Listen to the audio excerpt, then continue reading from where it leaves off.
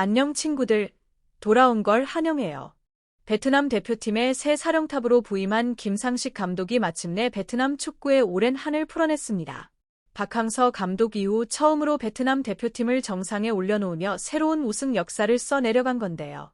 이번에는 아세안컵 우승을 시작으로 U23 아세안컵 우승, 그리고 동남아시안 게임 우승까지 무려 3개 대회를 연속으로 제패하는 역사상 최초의 업적을 달성했습니다.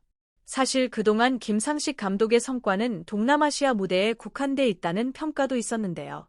하지만 놀랍게도 김상식 감독이 이끄는 베트남 U23 대표팀이 2026 AFC U23 아시안컵에서 1차전과 2차전을 모두 승리로 장식하며 사실상 8강 진출을 눈앞에 두는 성과를 거뒀다는 소식이 전해졌습니다. 김상식 감독은 2025년 한 해 동안 베트남 A대표팀을 이끌고 아세안컵 우승, U23 대표팀으로는 U23 아세안컵과 동남아시안 게임 우승까지 차지하며 단 1년 만에 대표팀 대회에서만 3차례 정상에 오르는 믿기 힘든 업적을 쌓았습니다. 이로 인해 그는 이미 베트남에서 국민 영웅으로 자리 잡았고 2026년 1월부터 열리는 2026 AFC U23 아시안컵 도전에 나서게 됐습니다. 하지만 이번 대회는 지금까지 베트남이 우승을 차지해왔던 동남아시안 게임이나 아세안컵과는 차원이 다른 무대입니다. 아시아 전역의 강호들이 총출동하는 AFC U23 아시안컵은 말 그대로 아시아 최고 수준의 대회죠. 베트남 U23 대표팀은 A조에서 사우디아라비아, 요르단, 키르기스스탄과 한 조에 편성되며 상대적으로는 나쁘지 않은 조라는 평가를 받았지만 결국 4팀 중 2팀만 토너먼트에 진출하는 구조인 만큼 사우디와 요르단을 넘어야 한다는 점에서 결코 쉬운 대지는 아니었습니다. 베트남은 1차전에서 요르단 U23 대표팀과 맞붙게 됐는데요. 요르단이 아시안컵 결승에 오른 경험은 A대표팀의 성과였지만 요르단 U23 역시 만만한 상대는 아니었습니다. 2025년 서아시아 U23 챔피언십에서 결승에 오르는 등 사우디아라비아를 포함한 강력한 중동 국가들 사이에서 준우승을 차지한 팀이었기 때문에 객관적인 전력만 놓고 보면 베트남이 상대하기에는 부담스러운 상대였습니다. 그런데 막상 경기가 시작되자 분위기는 달랐습니다. 베트남은 전혀 밀리지 않는 모습으로 요르단과 맞섰고 경기력 면에서는 거의 대등한 흐름을 만들어냈습니다. 슈팅 수에서는 13대 21로 다소 밀렸지만 유효 슈팅에서는 오히려 7대 3으로 앞서며 요르단을 압도하는 인상적인 스탯을 기록했습니다. 훨씬 더 순도 높은 경기력을 보여줬고 볼 점유율 역시 거의 대등한 흐름이었습니다. 사실 요르단은 아시아에서도 손꼽히는 피지컬 강국이죠.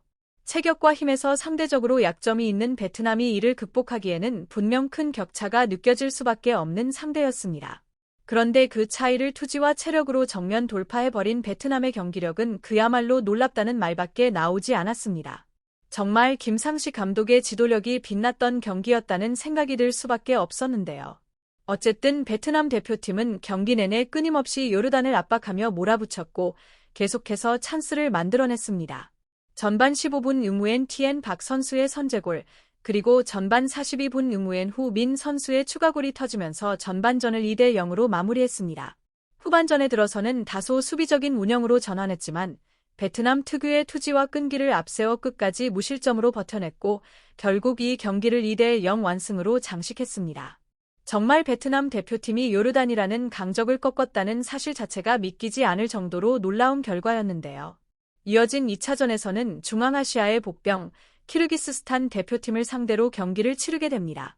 키르기스스탄은 피파 랭킹 104위에 위치한 팀으로 아시아에서는 상대적으로 약체로 분류되기도 합니다. 하지만 베트남 역시 키르기스스탄보다 더 낮은 순위에 위치해 있었기 때문에 베트남 대표팀에게는 사실상 매 경기 자체가 도전일 수밖에 없는 상황이었습니다. 실제로 이번 2차전에서 베트남은 키르기스스탄을 상대로 다소 밀리는 흐름 속에서 상당한 고전을 면치 못했습니다. 러시아계 혈통 선수들까지 다수 포함된 팀답게 피지컬 싸움에서 큰 어려움을 겪는 모습이었죠. 베트남 대표팀은 90분 동안 슈팅 수에서 9대 13으로 밀리며 쉽지 않은 경기를 펼쳤습니다.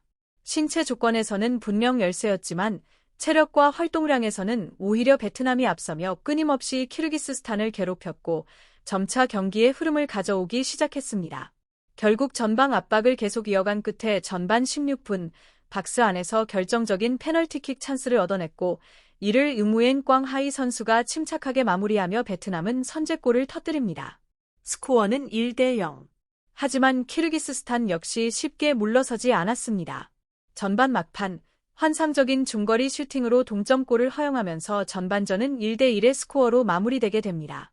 후반전에서도 베트남 대표팀은 많은 활동량을 바탕으로 끝까지 끈질기게 키르기스스탄 선수들을 괴롭혔습니다.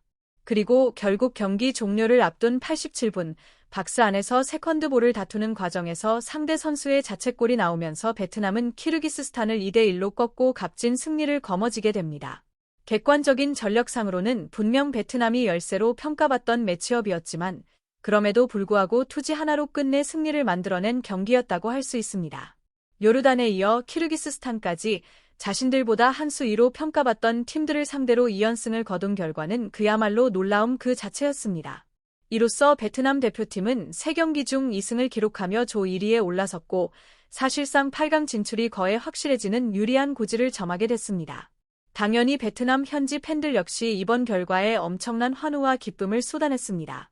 김상식 감독 체제의 베트남 대표팀에는 참으로 설명하기 어려운 매력이 있습니다. 어떻게든 결국 골이 나오고 직접 득점이 나오지 않으면 상대의 자책골이 터지거나 심지어 말레이시아전처럼 상대가 몰수패 위기에 몰리기까지 했죠. 이 정도면 흑마술이라고 불러도 과장이 아닐지도 모르겠습니다. 솔직히 보면 볼수록 김상식 감독은 정말 손이 금손이고 베트남 선수들은 경기를 치를수록 점점 더 성장하고 있다는 느낌이 강하게 듭니다. 김상식 감독의 지도력이 뛰어나다는 사실은 이제 인정할 수밖에 없습니다. 이번 U23 세대 역시 멘탈이 정말 강합니다.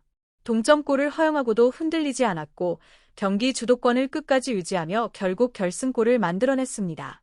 베트남은 이제 8강에 한 발을 걸쳐 놓은 셈이고 요르단이 사우디아라비아를 이기지만 않는다면 8강 티켓을 확정하게 됩니다.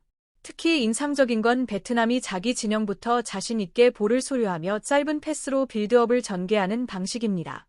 위험해 보인다고 불안해하는 시선도 있겠지만 솔직히 그런 분들일수록 상대가 조금만 압박해도 공을 길게 차올렸다가 결국 다시 볼을 빼앗기면 더 크게 비판할 것이라고 생각합니다. 지금처럼 이 팀의 장점을 계속 살려가는 게 맞습니다. 대회 시작 전만 해도 베트남은 조 최약체로 평가받았습니다. 하지만 두 경기 동안 U23 선수들은 놀라울 정도로 담대하고 성숙한 모습을 보여줬습니다. 김상식 감독의 경기 운영과 전술 역시 뛰어났고 교체로 투입된 선수들까지 모두 제 역할을 해냈습니다. 다시 한번 베트남 대표팀의 선전을 축하합니다. 그리고 김상식 감독님께도 진심 어린 축하를 보냅니다. 공유와 구독, 좋아요.